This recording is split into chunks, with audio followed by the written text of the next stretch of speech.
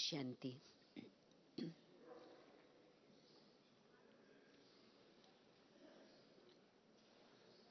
परमात्मा के प्रति कई बातें हम बताते हैं, सुनते हैं, वर्णन करते हैं, परंतु कई बार हम सोचते हैं कि क्या यह हमारे अनुभव की बात हो सकती।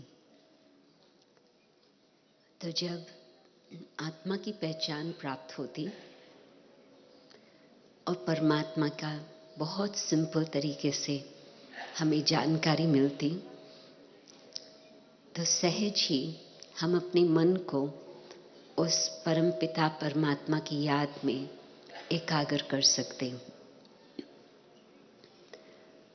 और जब हम उसको याद करते हैं और बुद्धि योग उसके साथ जुट जाता, हर प्रकार से जो भी परमात्मा के गुण हैं वो हम अनुभव भी करते हैं, और साथ साथ वो जैसे कि आत्मा के अंदर फिर से जो अपने अंदर गुण समाये हुए हैं वो फिर से इमर्ज होती हैं। जिस तरह से बीज में सब कुछ समाया होता, परंतु बीज को धरनी में डालो, पानी भी दो, परंतु जब तक धूप की, सूर्य की प्रकाश अथवा शक्ति उस बीज को नहीं प्राप्त होती तो वो जर्मिनेशन नहीं हो पाता। इसी तरह से आत्मा के जो अपने असली गुण हैं, शांति, सत्यता, प्रेम, पवित्रता और खुशी, आनंद, ये जो 5 गुण हैं, ये है आत्मा के असली स्वरूप के गुण, कंस्टिट्यूएंट्स। जैसे ये शरीर 5 तत्वों का बना हुआ है, आत्मा के ये 5 गुण हैं, परंतु आज के संसार में ये कम ही नजर आते हैं। हम खुद ही इन गुणों को ढूंढते रहते हैं, और साथ साथ जो हमारा कार्य व्यवहार चलता उसमें भी कई बार इन्हीं गुणों की कमी ही नजर आती। तो जब हम योग लगाते हैं परम पिता परमात्मा सर्वशक्तिवान के साथ, तो परमात्मा की जो सकाश में लाइट और माइट मिलती है, जो खुद के अंदर वो गुण कुछ मर्ज हो गए हैं, छिप गए हैं, वो फिर से वो इमर्ज होते। परमात्मा के द्वारा वो बेहद के गुणों का अनुभव भी होता, और लगता है कि परमात्मा हमें वो प्यार, वो शक्ति दे रहे हैं, और साथ साथ अपने अंदर की भी जो ये ओरिजिनल स्वरूप के क्वालिफिकेशंस है वो फिर से इमर्ज हो सकते। और जबकि राजयोग है ही कर्म योग, तो कर्म योग के हिसाब से जो ये अपने अंदर गुण हैं वो हमारे कार्य व्यवहार में कर्म द्वारा भी नजर आते हैं। तो एक तो परमात्मा सर्वगुणों का सागर, और दूसरा फिर कहेंगे सर्वशक्तिवान। जब हम सर्वशक्तिवान कहते हैं तो उसमें मनुष्य अपनी जो मन की इच्छाएं होती है, कई बातों को मिक्स कर देते। बच्चा कहेगा कि भगवान मैं तुम्हारे साथ प्रार्थना करता हूँ कि मुझे इम्तिहान में पास कर दो। आप तो सब कुछ कर सकते हो, आप मुझे ऐसी बुद्धि दो जो मैं पास हो जाऊं। और हो सकता है कि पास हो भी जाए, परंतु ये भी संभव है कि पास ना भी हो। परंतु जब एक्सपेक्टेशंस ऐसे होती है तो फिर उसमें डिसअपॉइंटमेंट भी आ जाती, और फिर कई बार हम जब भगवान को दोष देते हैं कि आपको ये करना चाहिए था और आपने क्यों नहीं किया, या ये हुआ आपने उसको रोका क्यों नहीं, तो करने के लिए भी हम उनको दोष देते हैं, ना करने के लिए भी हम उनको दोष देते। तो फिर जो वो प्रेम भरा सच्चा ज्ञानी सत्यता का संबंध जो परमात्मा के साथ होना चाहिए वो नहीं हो पाता। कई बार हम समझते हैं कि भगवान की ऐसी शक्ति है जो किसी इंसान को जहाँ जीवन नहीं है उनको फिर से जीवन भी दे सके, हो भी सकता, परंतु जिस आत्मा की डेट जो फिक्स होती है उस अनुसार उसको जाना भी होता। तो परमात्मा की शक्तियां मरने जीने के हिसाब में काम नहीं करती। परमात्मा की शक्तियां पेड़ पौधों को हिलाना, आकाश में क्लाउड्स भेजना, बारिश भेजना, बारिश को बंद करना, उसके लिए परमात्मा अपनी शक्ति यूज नहीं करते, क्योंकि 3 बातों का खेल संसार में चलता है। आत्मा, प्रकृति और परमात्मा। आत्मा अनादि अविनाशी, और हाँ, खेल के अंदर आना जाना, मरना जीना, कर्म का हिसाब किताब, वो सब बातें आ जाती। और फिर प्रकृति। प्रकृति ने भी कोई समय किसने बैठ के उसको बनाया हो ऐसी बात नहीं, परंतु प्रकृति के लिए भी हम कहेंगे अनादि अविनाशी। परंतु उसका भी जैसे आत्मा की स्थिति उस अनुसार प्रकृति की भी स्थिति। आत्मा सतो प्रधान शुद्ध पवित्र, तो प्रकृति भी सतो प्रधान शुद्ध पवित्र सुखदायी। सत्युग के अंदर प्रकृति इंसान के लिए सब प्राप्तियां सामने से रखती है, कोई मेहनत की जरूरत नहीं।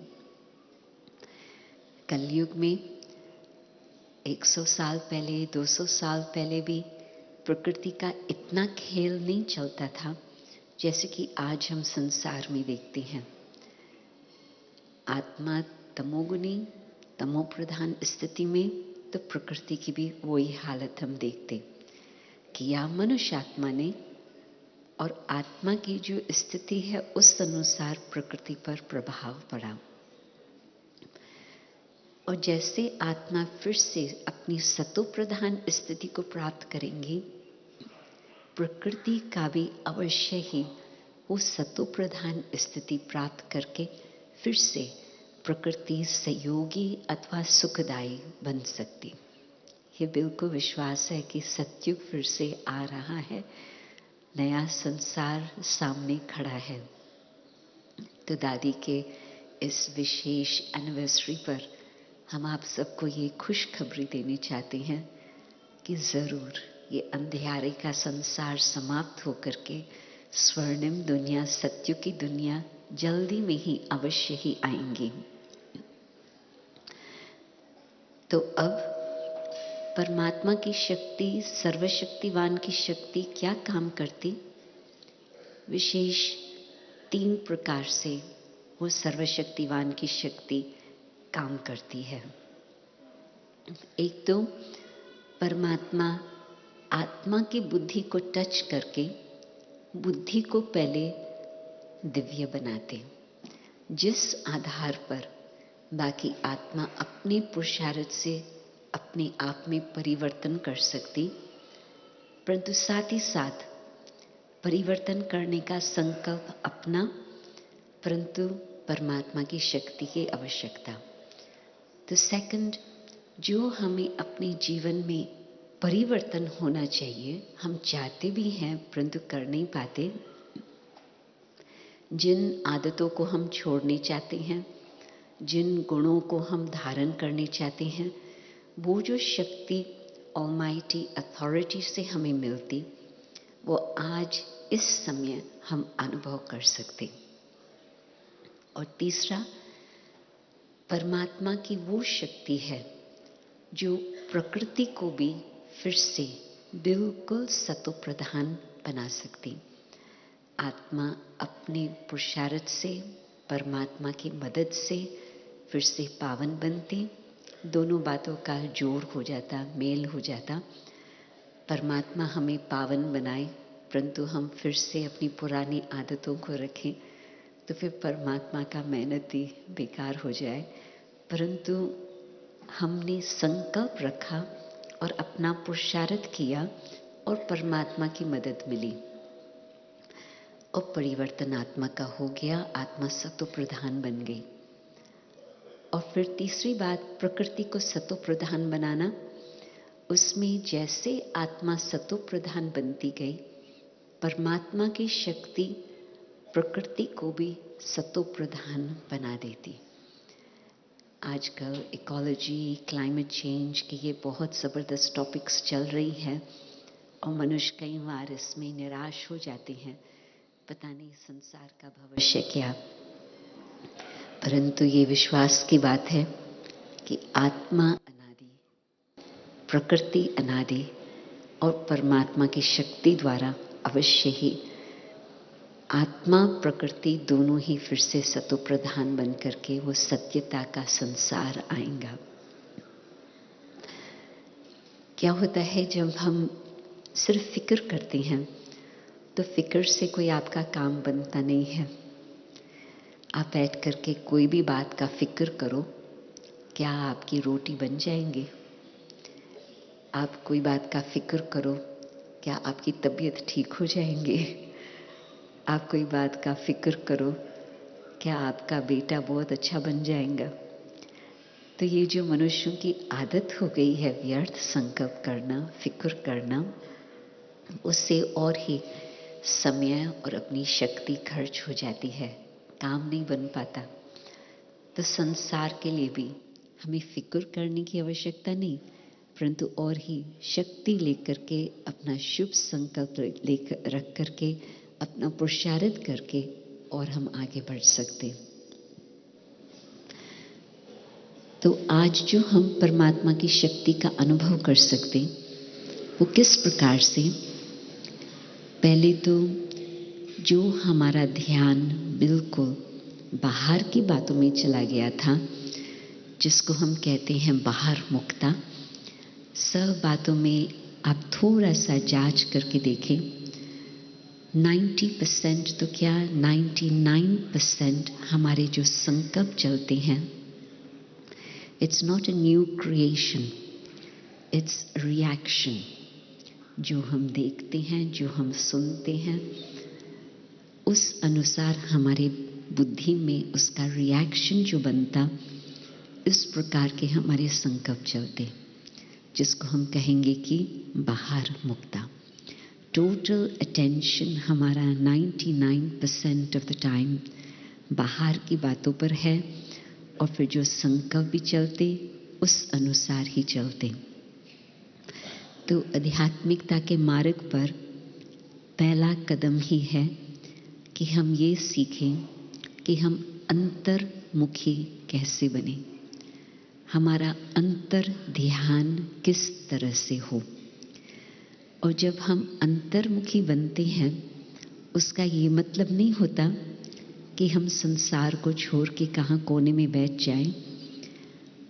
आप यहाँ भी देखते हैं, बेशक हजारें हैं और योगी जीवन अपना करके चल रहे हैं, परंतु खाना पीना, ट्रैवलिंग करना, आना जाना, ये सब कुछ संसार की बातें चल ही रही है। और जो मेजॉरिटी अपने पास आते हैं 1 मिलियन पीपल, वो भी अपने घर गृहस्थ में रहते, अपना कार्य संभालते, कामकाज करते, वो सब कुछ करते, परंतु किस स्थिति में? अंतर्मुखी होकर के। एक बहुत सिंपल चित्र है जो इसका इलिस्ट्रेशन है। टॉर्टस, कछुआ, वो अंदर अपने अंग को ले आता और उससे उसकी प्रोटेक्शन हो जाती। धूप है, छांव है, बारिश है, कुछ भी है, परंतु अपने अंग को अंदर कर लिया तो फिर बाहर पूरी ही प्रोटेक्शन है। तो कुछ भी बात हो जाती, उसको कोई दिक्कत नहीं होती, कोई पेन सफरिंग नहीं होता। और जिस घड़ी वो अपने अंग को बाहर निकालता, अपना काम करके, जो कुछ करना है करके, फिर अंदर चले जाता। तो योगी जीवन में पहले तो अपने को अंतर्मुखी बनाकर अपनी आंतरिक स्थिति को हम शांत में बनाएं, शुद्ध बनाएं, आत्म स्मृति रखें, और फिर जिस समय हमें कार्य व्यवहार में आना है, उस स्थिति को धारण करके हम उस कार्य व्यवहार में आए। कार्य व्यवहार पूरा हुआ, फिर हमें अंतर अपनी ही गहराई से आत्म स्मृति में रहना है। यदि ये छोटी सी प्रैक्टिस, बहुत सिंपल प्रैक्टिस हम करते हैं, उससे अनेक प्रकार के हमें फायदे हो जाते हैं। जो मनुष्य आत्मा की स्थिति बिल्कुल डावाडोल हो जाती, ऊपर नीचे, कब कैसे, उसका कारण ये कि जो बाहर की बातें हैं वो अंदर चले जाती। अंदर की बातें हम एक्सप्रेस करें बाहर की रीति से, अपनी शांति की स्थिति, प्यार की स्थिति, सत्यता की स्थिति, वो नहीं हो पाता। बाहर की बातें अंदर चली गई। आप सोचो, नाव है, नाव पानी में है, वो तो ठीक है, आपको पार पहुंचा लेगा, परंतु पानी नाव के अंदर आ जाए, क्या होगा? तो इसी तरह से रहना है संसार में, परंतु बाहर की बातें हमारे अंदर आ जाए, उसमें फिर हम चल नहीं पाते, बहुत दुखी होकर के जीना होता। परंतु अंतर्मुखी होते तो फिर मुझे किस प्रकार का रिस्पॉन्स देना है हर सिचुएशन में, वो मेरे हाथ में है। अंतर्मुखता से, वैसे तो मनुष्य कहेंगे ये बहुत बड़ी बात है इस सब्जेक्ट तक पहुंचना, कर्म इंद्रिय जीत। किसको आप कहो कि आप कर्म इंद्रिय जीत बन करके दिखाओ, तो कहेंगे बहुत मुश्किल है, कठिन तपस्या है। परंतु ये बहुत सिंपल प्रैक्टिस है। मैं अपना ध्यान अंदर रखूं और उस आंतरिक स्थिति से फिर मैं देखूं, मैं बोलूं, मैं सुनूं, मैं खाऊं, मैं पीऊं, मैं पैदल करूं, मैं काम काज करूं, तो उस समय अपनी स्थिति आत्मा राजा, मालिक और कर्म इंद्रिया सेवक। तो आत्मा सहज ही कर्मों के ऊपर, कर्म इंद्रियों के ऊपर जीत प्राप्त करके विकर्मा जीत, विकर्मों पर हम जीत प्राप्त कर सकते। आंखों ने कुछ देखा, मुख ने कुछ बोल दिया और उस अनुसार गलत संकल्प चलने लगे, तो आप सोचो कि हमारे विकर्मों का खाता बढ़ता जाता। परंतु अब हम चाहते हैं कि हम विकर्मा जीत बने, हम कर्म इंद्रिय जीत बने। वो तब होगा जबकि ये बहुत सिंपल प्रैक्टिस, अंतर्मुखी स्थिति। और फिर साथ साथ ये भी बताया गया है कि एक तो है स्थूल कर्म इंद्रियां और दूसरी फिर है सूक्ष्म कर्म इंद्रियां।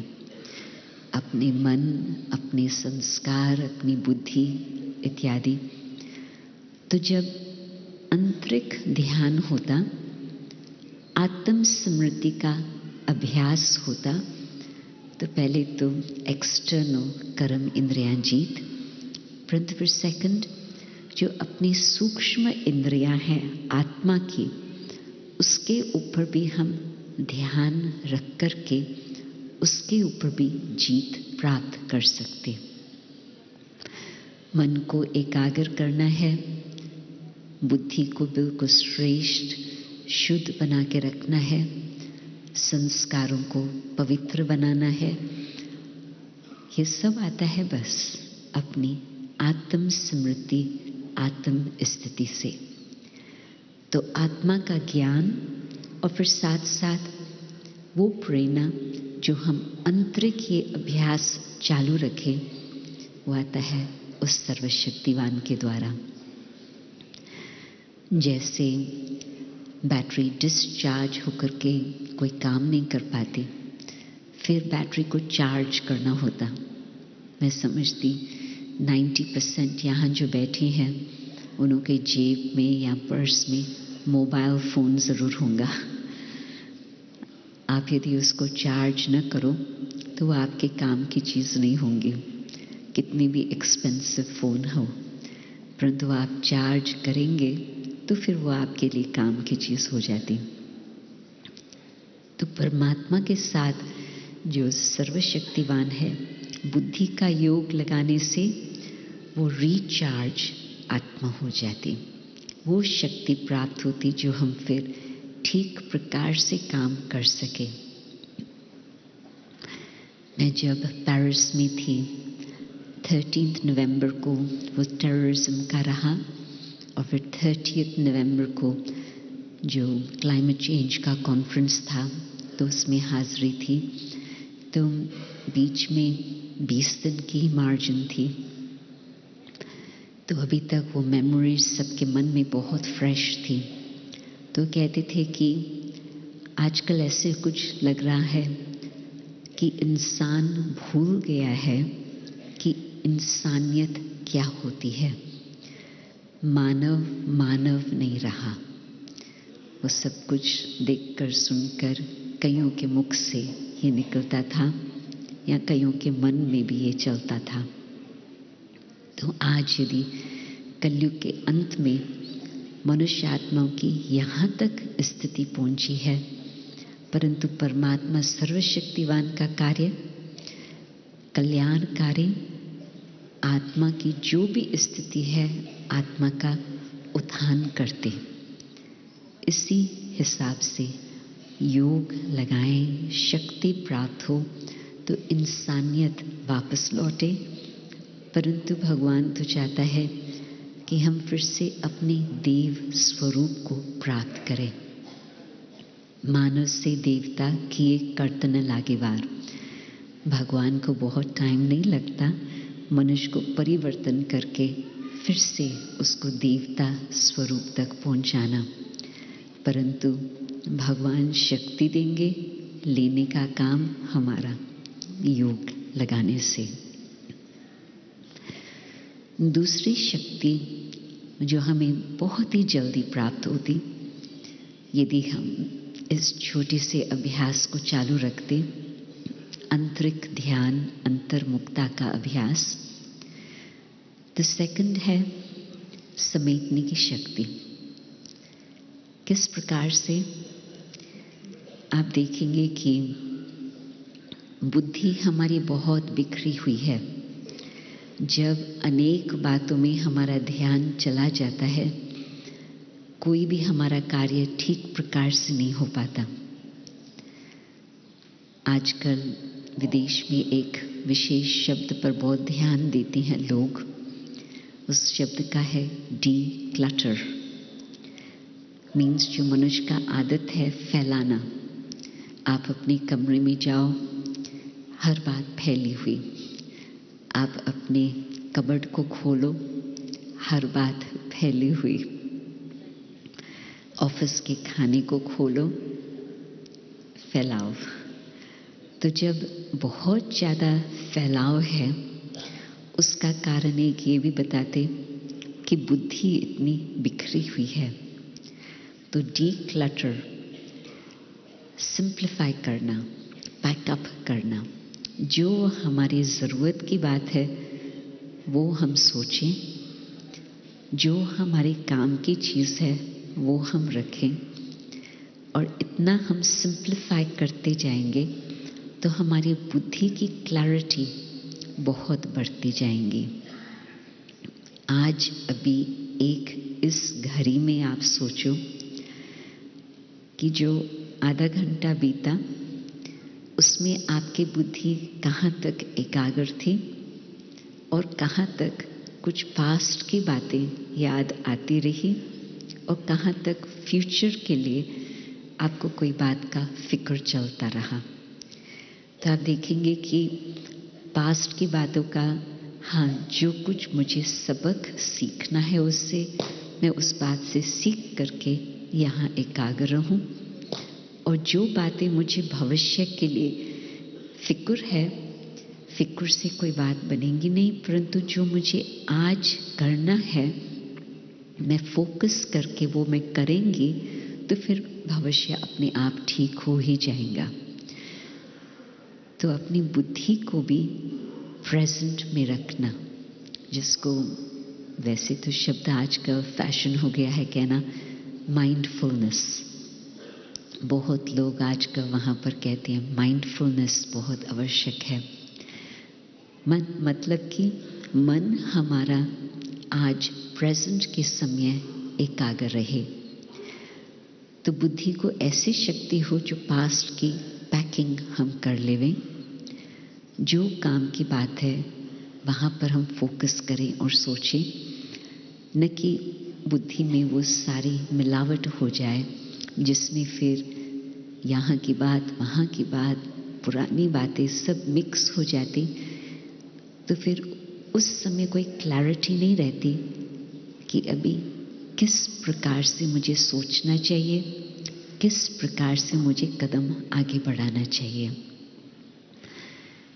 तो सर्वशक्तिवान की शक्ति लेने से बुद्धि के अंदर वो क्लैरिटी आती। इस बात को समेट लो, पैक कर दो, जरूरत नहीं।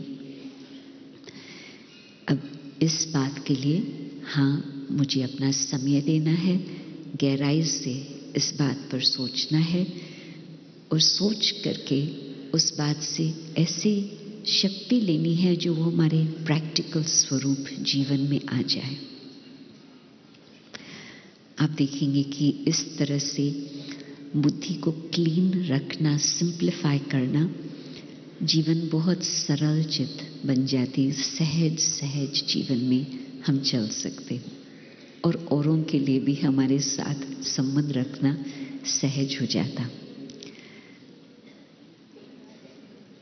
तीसरी शक्ति आप देखेंगे कि बहुत ही आजकल सहन शक्ति की कमी हो गई है। पहले फिर भी जो इंसान में सहन शक्ति थी वो आज कहाँ है।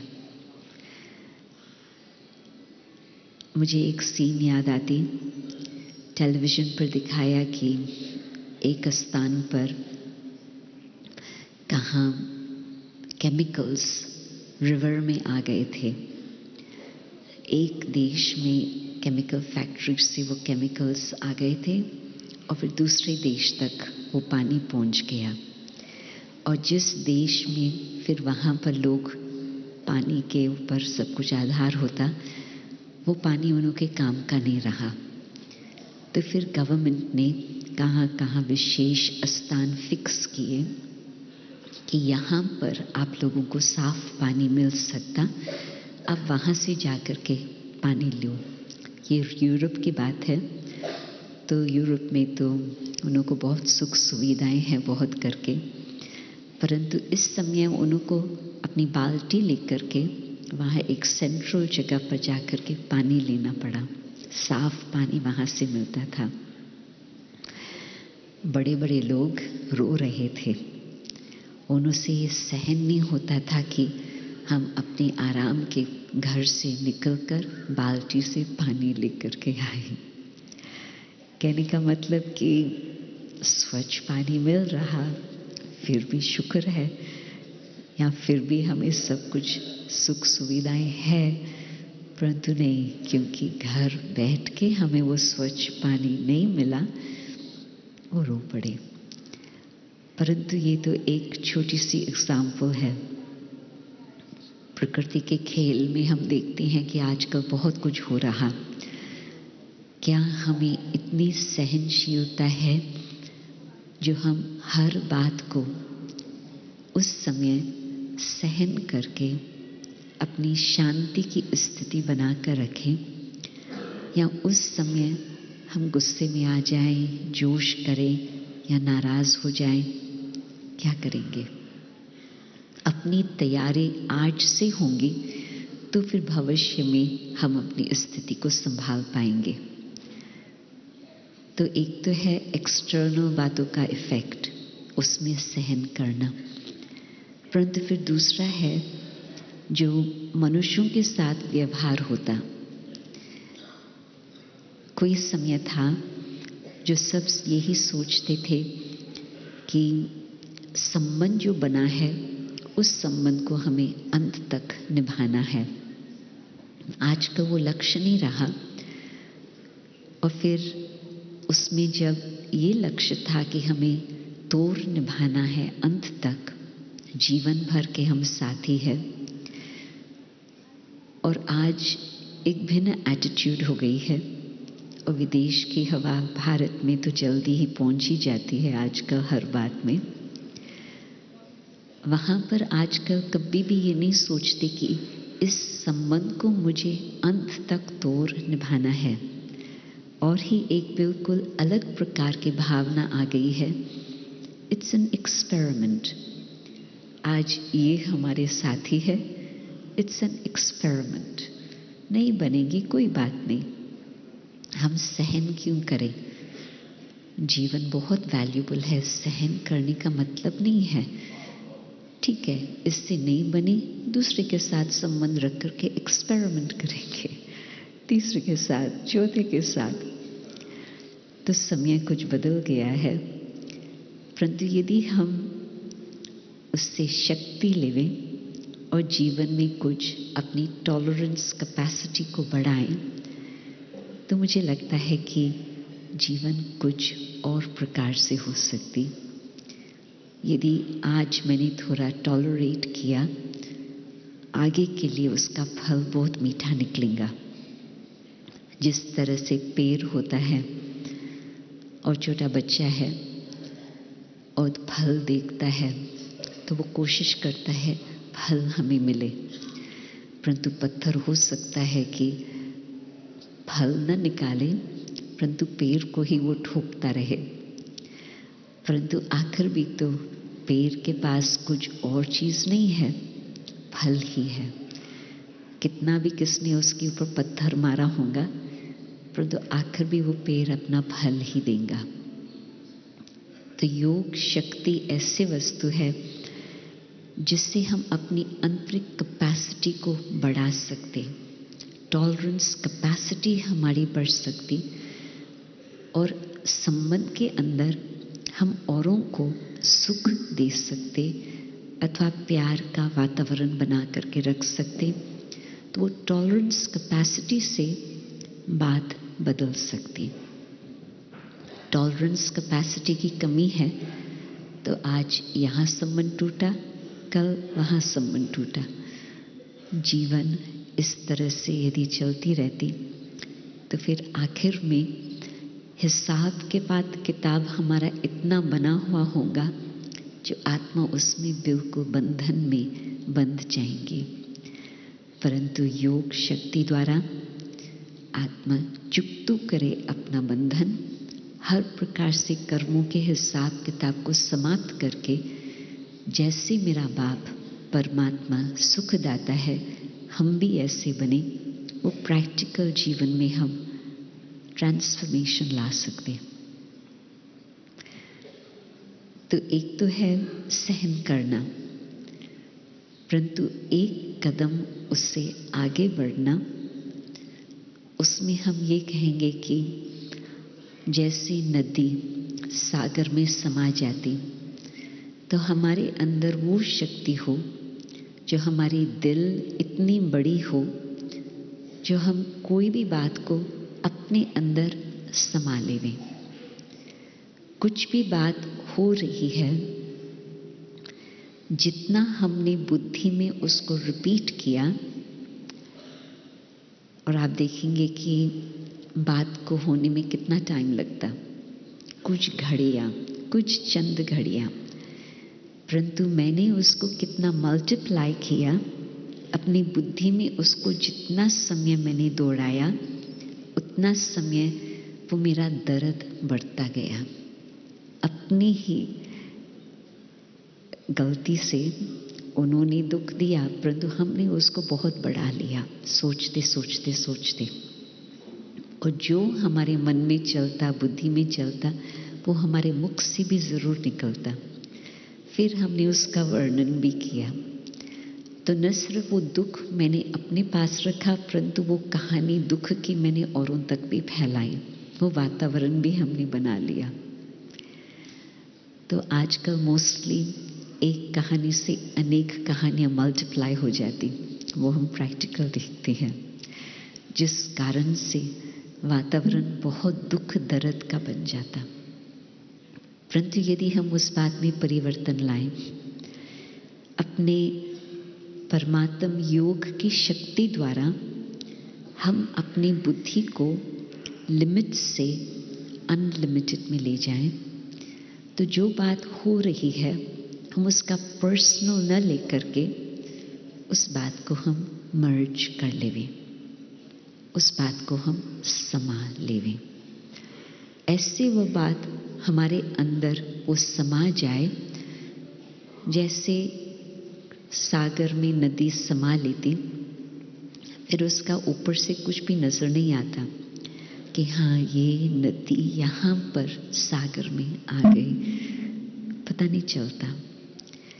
तो हमारे चेहरे पर, हमारे मन में इतनी हमने शक्ति ली हुई हो जो वो बात मर्ज हो गई और न हमारे मन में न हमारे चेहरे पर कुछ फर्क हुआ। ये बातें जो मैं आपको बता रही हूँ कुछ परसेंटेज अनुसार हमने खुद एक्सपेरिमेंट करके देखे हैं। और जब हम कोई बात को समा लेते, वो हिसाब किताब नहीं बनता, हिसाब किताब फिनिश होता जाता। और यदि हम रिएक्ट करते, हिसाब किताब मेरा बनता गया। परंतु मैंने ये भी देखा है कि दादियों के जीवन में, हमारी दादियाँ कहीं आपके सामने, 3 दादियाँ तो हाजिर है आज का, आप लकी हो जो तीनों ही दादियों का आपको अनुभव हो रहा। परंतु जिन्होंने उनके साथ बहुत समय बिताया है, कार्य व्यवहार में आए हैं, कितने इंस्टेंसेस होंगे, इंसिडेंट्स होंगे जिसमें हमने देखा होगा कि उन्होंने सहन कितना किया है, उनके अंदर समाने की शक्ति कितनी है, जो प्रैक्टिकल। किसने अभी कुछ बोला और कुछ गलत ही बोला, परंतु दादियों के चेहरे पर वो रिएक्शन नहीं। नेक्स्ट मिनट वो उनके साथ इतना मीठा बोलेंगे, इतना प्यार से बोलेंगे, जो उस व्यक्ति को जो कुछ उसने किया है उसके मन से भी वो बात भूल जाए। जिसने गलती की होती है उसके मन में भी वो गिल्टी महसूसता रहती है, परंतु दादियों का ये लक्ष्य होता है कि वो भी अपनी बुद्धि से भुला लेवे उस बात को, ताकि वो भी उस बात के फीलिंग में न रहे, परंतु नए सिर फिर अच्छा संबंध बन जाए। तो ऐसे कोई बात को समा लेना अपने में बेहद की दिल, बेहद की बुद्धि की जरूरत है। और आजकल संसार को परिवर्तन करने के लिए ये यदि हम कुछ अपने पुरुषार्थ की बातें ध्यान पर रखेंगे और शक्ति लेते रहेंगे, तो प्रैक्टिकल ट्रांसफॉर्मेशन एक व्यक्ति का अनेक व्यक्तियों के ऊपर प्रभाव पड़ता और संसार इस तरह से अवश्य ही बदल सकता। नेक्स्ट शक्ति, जो हर शक्ति में कहेंगी संसार में बहुत इसकी आवश्यकता है, परंतु ये ऐसी शक्ति है जो एब्सोल्युटली पिवटल, बिल्कुल आवश्यक जीवन में, वो है परख शक्ति। बुद्धि आजकल अनेक बातों के प्रभाव में आ गई है। एजुकेशन, सोसाइटी, मीडिया, फ्रेंड्स, इन सब बातों का प्रभाव आत्मा के ऊपर, खास अपनी बुद्धि के ऊपर इतना आ गया है, जो हम सही बात क्या है कम ही उस बात को पहचानते हैं। मैं ज़्यादा डिटेल में नहीं बताएंगी मीडिया का क्या प्रभाव रहा है एजुकेशन का क्या प्रभाव रहा है, आद आप खुद ही समझ सकती हैं। परंतु रियलिटी, ट्रूथ, बहुत कम ही वहाँ तक हम पहुँच पाते हैं। तो बुद्धि की परख शक्ति हमारी इतनी क्लैरिटी की हो जो हम अच्छी तरह से व्यक्ति को भी समझ सके, अच्छी तरह से बात को भी समझ सकते और उससे पहले खुद को भी समझ सके। जब बुद्धि क्लीन है तो वो क्लैरिटी के हिसाब से अच्छी तरह से हम हर बात को समझ करके फिर और आगे कदम उठा सकते।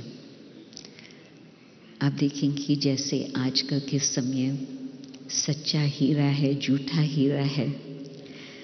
जो ज्वेलर होगा ऐसे उसकी बुद्धि होगी जो वो समझ सकेगा, परंतु आम व्यक्ति झूठा है सच्चा है कैसे पता चले, हमें तो नहीं मालूम पड़ेगा।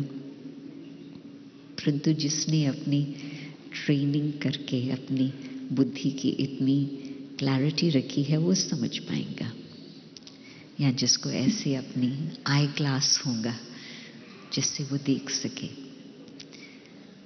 तो परमात्मा की याद से ऐसे हमें वो शक्ति मिलती जिससे हमारी बुद्धि की क्लैरिटी बहुत बढ़ जाती। क्योंकि कोई बात का इन्फ्लुएंस नहीं रहा। जो और बातों का प्रभाव आ जाता है वो शैडोज क्रिएट करते, तो हम समझ नहीं पाते। परंतु जिसका सत्य परमात्मा के साथ संबंध है अथवा योग है, तो फिर उसके प्रभाव से ऐसे बुद्धि को प्रोटेक्शन मिल जाती जो और बातों का उसके ऊपर असर नहीं होता। तो सत्यता को जानना, समझना, परखना आप समझ सकती हैं कि बिल्कुल पिवटल अपने जीवन के लिए बिल्कुल आवश्यक है। खास करके ये जो आजकल का समय चल रहा है, ज़्यादा डिटेल की ज़रूरत नहीं है, आप समझ सकते। परंतु ये शक्ति हमारे में आती है उस एक परमात्मा के साथ योग लगाने से। परख लिया, समझ लिया, फिर हमें डिसीजन लेना होता। Decision making capacity. मुझे लगता है कि मेजॉरिटी जो यहाँ बैठे हैं लीडर्स बैठे हैं, क्योंकि मधुबन में तो सभी आते हैं, सब प्रकार के लोग, परंतु विशेष आप सब निमंत्रण पर आए हैं। तो जो अपने अपने क्षेत्र में लीडर्स हैं उनके ऊपर बहुत लोगों का आधार है। जो आप लोग डिसीजन लेंगे उसका इम्पैक्ट न सिर्फ आपके जीवन पर, न सिर्फ आपके 4-5 परिवार के लोगों पर, बहुत लोगों पर उसका इम्पैक्ट रहता।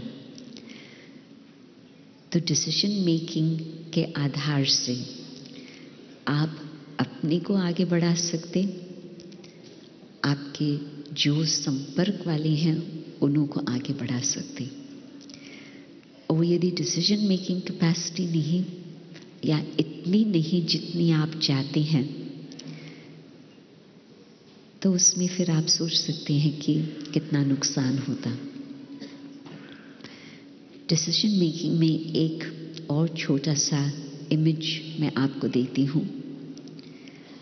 जो पुराने ज़माने में स्केल्स होते थे, आजकल स्केल्स भी इलेक्ट्रॉनिक हो गए हैं, परंतु जो पुराने ज़माने में जो वज़न करने का वो स्केल्स थे, 2 पैन्स थे और वो बीच में वो लकीर थी और वो पॉइंटर बीच में होता था, और आपको सही वज़न करने के लिए आपको वो पॉइंटर को बीच में देखना पड़ता था। और यदि जो आपको वज़न करके कोई चीज़ दे रहा है और वो पॉइंटर बीच में नहीं है, तो आप ज़रूर ध्यान दे करके कहेंगे कि हे दिस इज़ रॉन्ग, ये ठीक नहीं आपको वज़न बताएगा। तो जो पॉइंटर है बीच का, वो यदि बीच में एक्यूरेट है तो जो वज़न करने वाली चीज़ है आपको उसका एक्यूरेट वज़न पता चलेगा। तो बुद्धि भी हर बात का बैलेंस करके वज़न करती, इस करने से क्या फ़ायदा, इस करने से क्या फ़ायदा या नुकसान। तो फ़ायदा नुकसान को देख करके डिसीजन यदि लेते हैं, राइट रॉन्ग, गुड बैड, तो फिर उस डिसीजन में वो शक्ति होती है जो उसका इम्पैक्ट अच्छा ही होगा। और यदि वो डिसीजन हमारी ठीक नहीं होती तो हमें तुरंत उसका कुछ पता चलता, कभी कभी कुछ समय के बाद पता चलता, परंतु पॉइंटर बीच में अपनी बुद्धि में हिलता क्यों है? दो बातों के कारण वो हिल जाता। अपनी अटैचमेंट्स, जहाँ जहाँ हमारे मोह की रग जुटी हुई होंगी, वहाँ पर हमारी बुद्धि आउट ऑफ बैलेंस चले जाएंगे। हम ये नहीं सोचेंगे राइट रॉन्ग, हम ये नहीं सोचेंगे कि फ़ायदा नुकसान।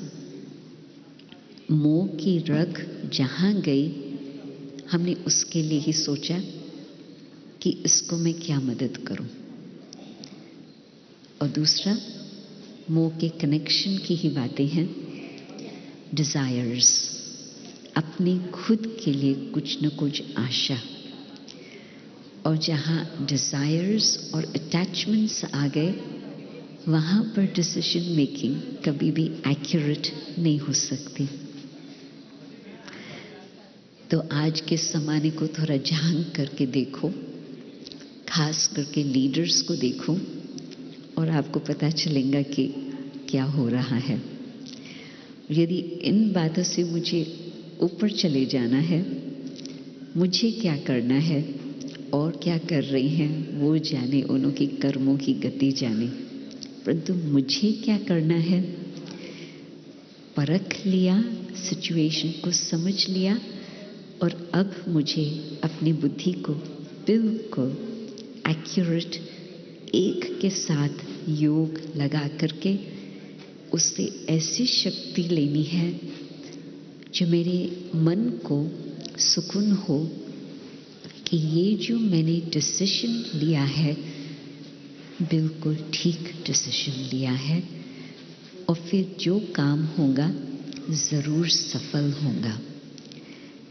जिनों के साथ हमारा कनेक्शन है, मोहवश हमने कुछ किया, उन्हों को थोड़े समय के लिए शायद हमने कुछ प्राप्ति दिलाई, परंतु लॉन्ग टर्म न उन्हों को प्राप्ति न मुझे प्राप्ति, उसका ज़रूर नुकसान होगा।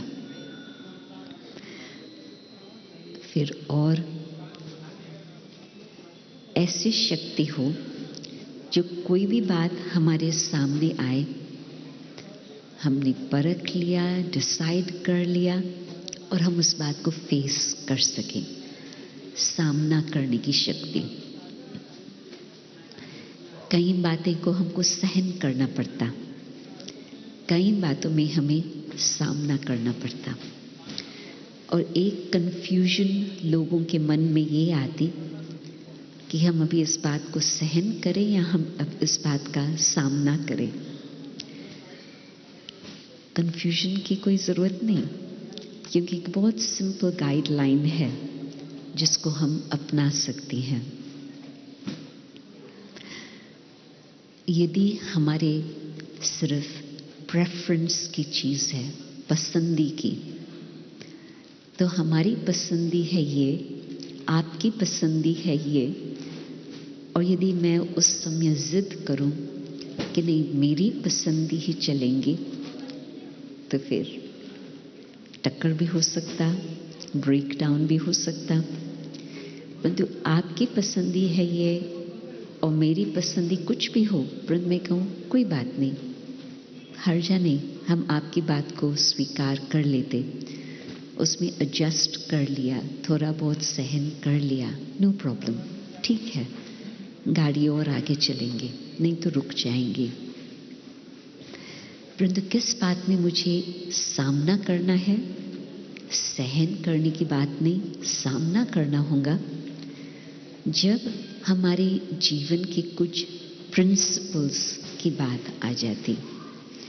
कुछ हमारे जीवन के ऐसे स्तूल बने हुए हैं, कुछ ऐसी मर्यादाएं हैं, कुछ नियम है, कुछ हमारे असूल बने हुए हैं, तो उसमें मुझे हिलना नहीं होता। मैं कहूँ कि कोई बात नहीं, हर्जा नहीं है, मैं एडजस्ट कर लेंगे, नहीं, ये हमारी प्रिंसिपल्स है। विदेश में कई लोग आते हैं तो कहते हैं कि क्या करें, यहाँ तो वेजिटेरियन रहना बहुत कठिन है, यहाँ तो मुझे थोड़ा सहन करके भी मुझे पसंद नहीं है, परंतु वो मुझे अपनी डाइट को थोड़ा चेंज करना पड़ता है, ठंडी के कारण, लोगों के कारण, सुविधा के कारण, कुछ भी कहो। और हम कहेंगे कि ये तो जीवन का एक अहिंसा का बहुत बड़ा असूल है, उसमें जो बात मुझे कठिनाई आए मैं फेस करेंगे, परंतु मैं उसमें एडजस्ट नहीं करेंगे, उसमें सहन करके ज़बरदस्ती मैं अपनी डाइट को चेंज कर लूँ, नो नीड। जो प्रिंसिपल्स की बातें हैं उसमें मुझे सहन करके चला नहीं लेना है, मुझे उस बात में ऐसी शक्ति लेनी है जो मैं बिल्कुल उसमें अपने फाउंडेशन के मजबूत बना करके चलूं।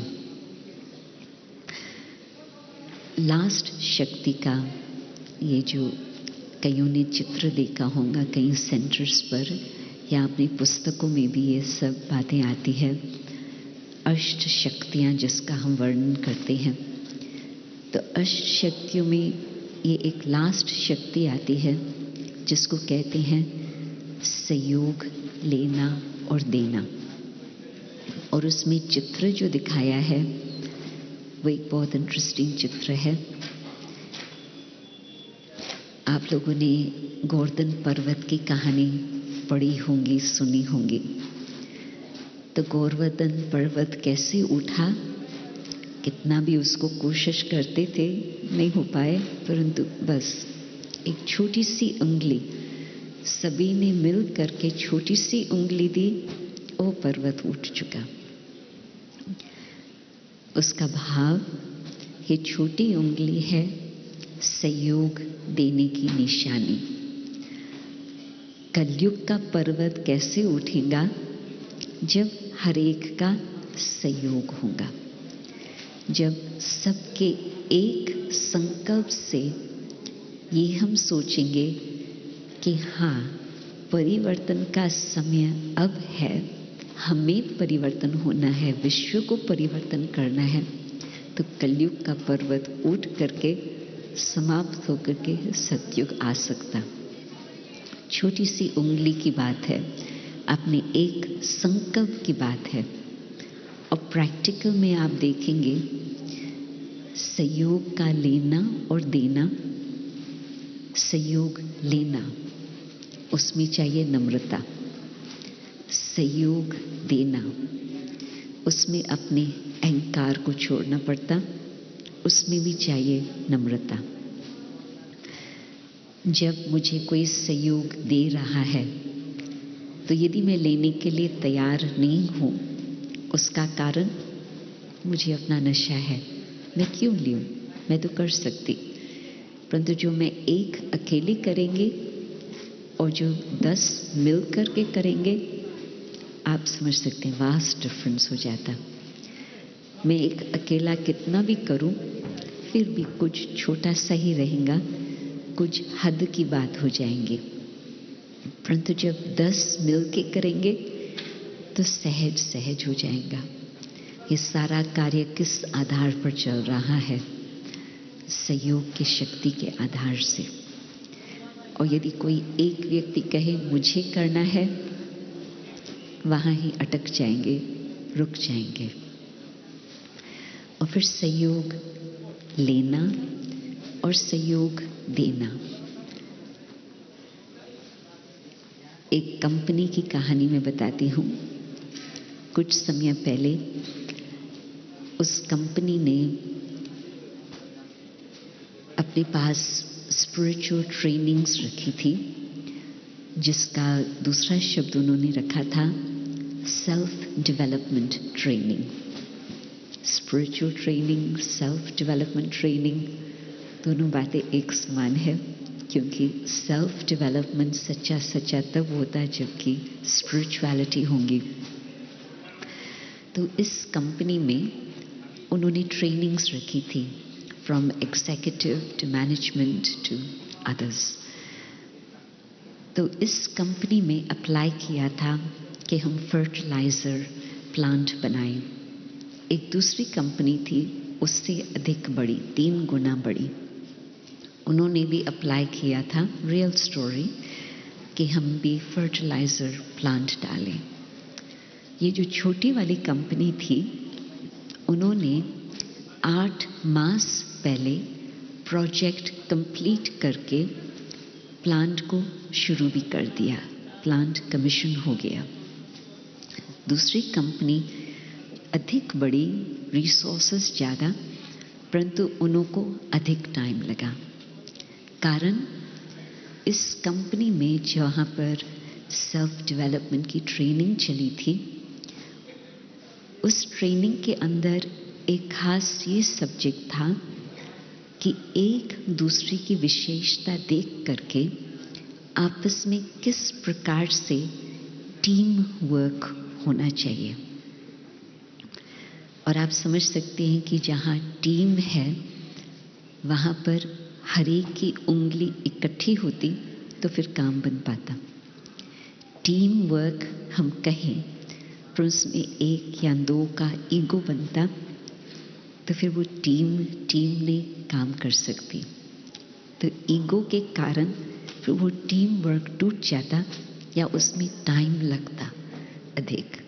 और जहाँ पहले से ही इन बातों का ध्यान है कि हमने अपने अहंकार को मिटाना है, अपनी नम्रता स्वभाव को बढ़ाना है, तो उसमें फिर हर एक अपनी स्पेशलिटी देगा, हर एक दूसरे के स्पेशलिटीज़ को देख करके रिस्पेक्ट से व्यवहार करेगा और उस आधार से फिर वो काम बन ही जाता बहुत जल्दी। तो प्रैक्टिकल जीवन में बड़ा काम करना है, चाहे छोटा भी क्यों ना हो, छोटा भी सहज काम हो जाए, सहयोग लेना और सहयोग देना, निम्रता भाव सदा बना करके रखना। और यदि विश्व का परिवर्तन करना है, उसमें भी हर एक की उंगली सेम टाइम पर, एक ही समय पर हम भगवान को वो देते हैं, तो फिर परिवर्तन विश्व का कोई ज़्यादा दूर नहीं है। तो ये जो शक्तियाँ हमें परमात्मा के द्वारा प्राप्त हो रही है, हम जितना जितना अपने अंदर उसको धारण करके उनका प्रैक्टिस करते जाएंगे तो हम देखेंगे कि उसका इफ़ेक्ट क्या है।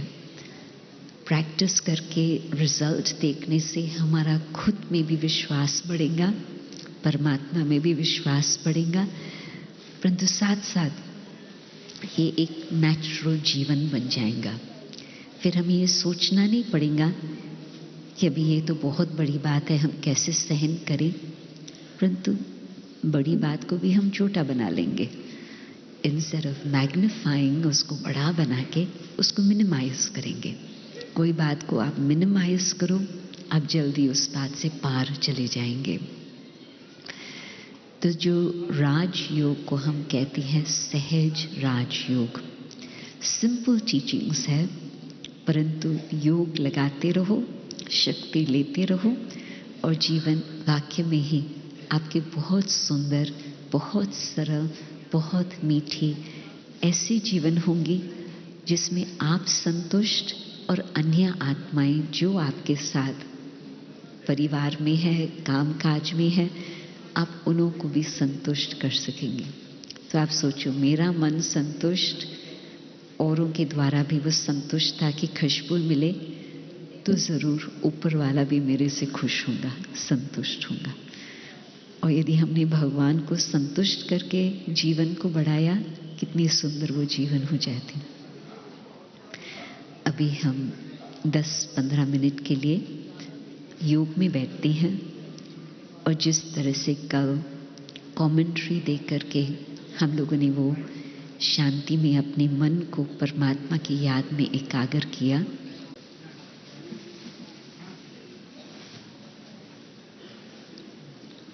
जो बातें सुनते हैं वही बातें बुद्धि में चलती,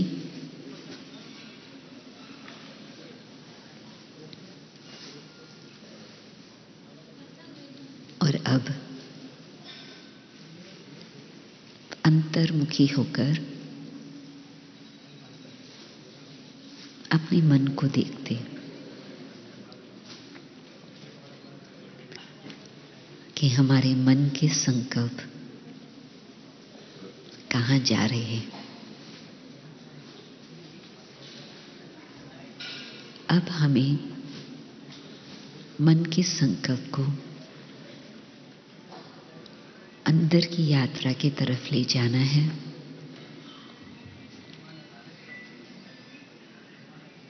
तो खुद से हम प्रश्न पूछते हैं कि मैं कौन हूं, और अंदर से हमें अनुभव होता, इस प्रश्न का उत्तर अपने अनुभव से होता कि मैं हूं आत्मा, ज्योति स्वरूप। ज्योति स्वरूप आत्मा इस शरीर से न्यारी,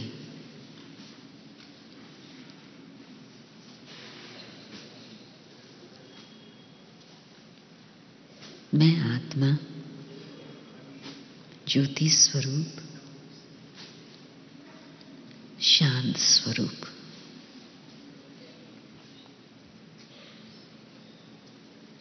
मेरा असली धर्म है शांति।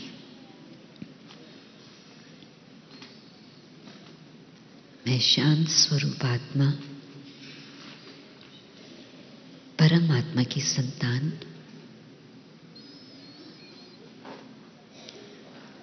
और अब बुद्धि का योग उस एक निराकार ज्योति बिंदु परम पिता, परम प्रिय, परम आत्मा के साथ जुट जाता।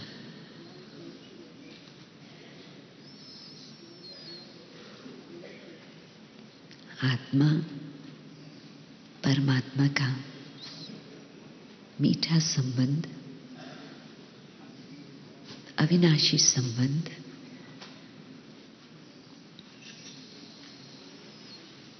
ऐसा संबंध जिसमें माता पिता,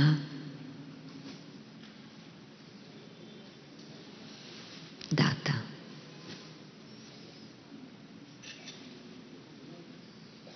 अत्यंत प्यार और बेहद की खुशी, माता पिता द्वारा हमें दोनों प्राप्ति होती।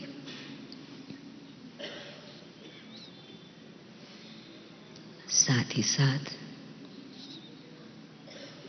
शिक्षक,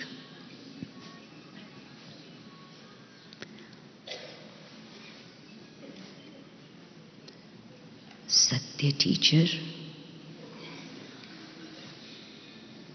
हमें सत्य सुनाकर प्यार की शक्ति, सत्यता की शक्ति देके हमें सत्य बनाते।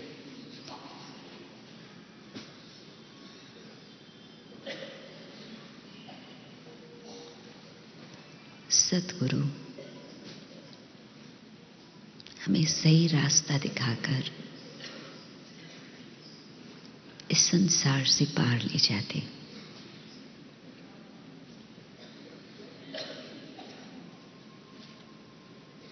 यही मेरे माता पिता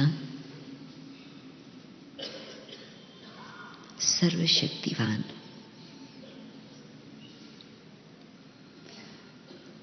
प्यार का सागर बाप, वही सर्वशक्तिवान।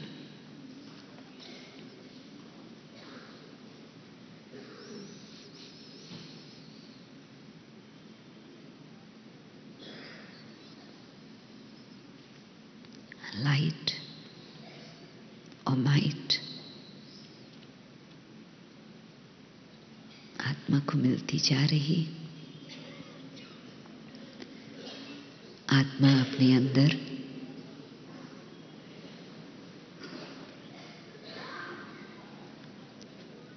सर्वगुण, सर्व शक्तियां जो पिता द्वारा मिल रही, वो अपने में समा रही।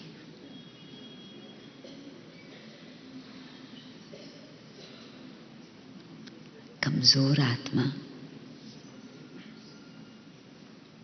शक्तिशाली बनती जा रही।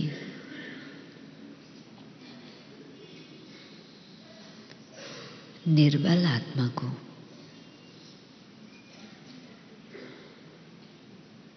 फिर से भगवान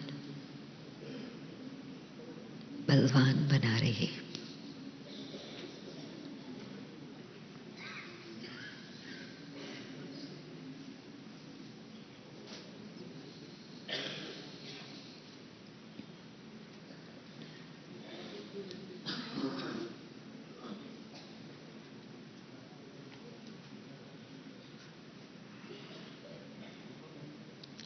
परमात्मा की शक्ति द्वारा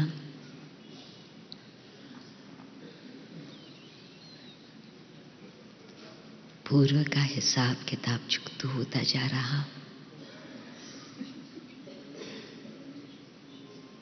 और श्रेष्ठ कर्म करने की शक्ति आत्मा अंदर में बढ़ती जा रही है।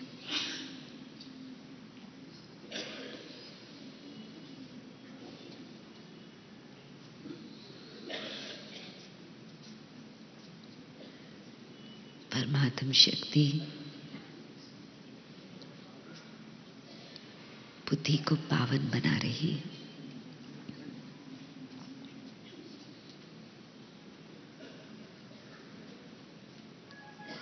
सर्वशक्तिवान की शक्ति संस्कारों का परिवर्तन कर रही है।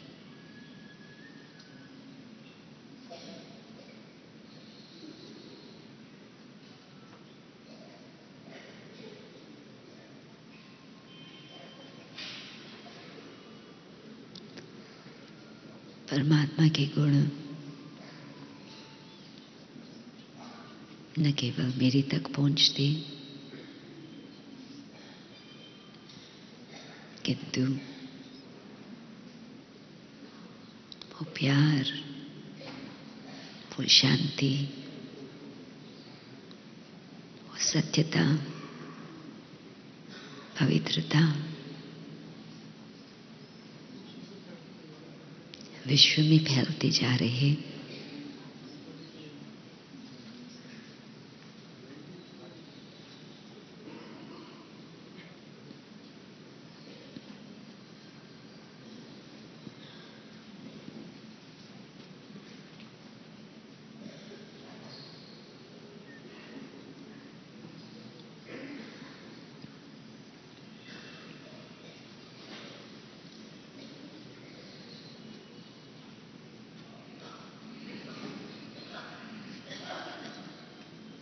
परमात्मा की लाइट और माइट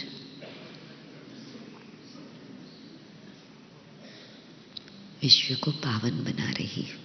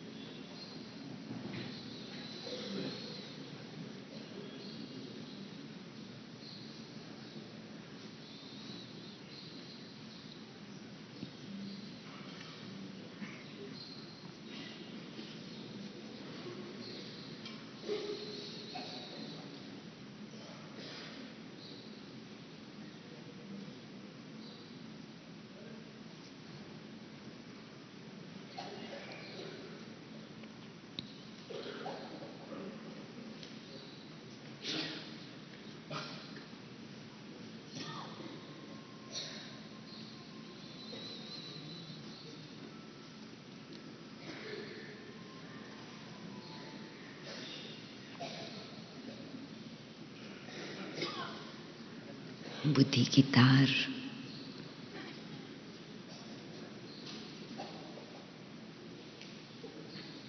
परमात्मा से जुटी रख करके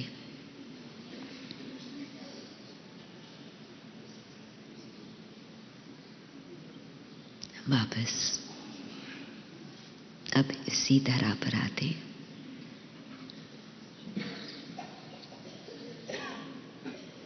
आत्मा का ध्यान फिर से इसी कर्म भूमि पर आकर, लेकिन अपनी बुद्धि का योग परमात्मा के साथ जुड़ा रहे। यही संकल्प रहता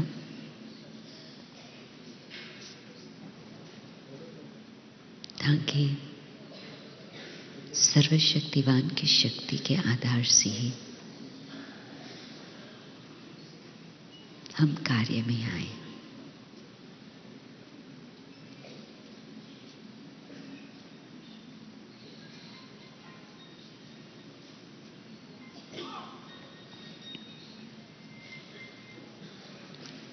ओम शांति।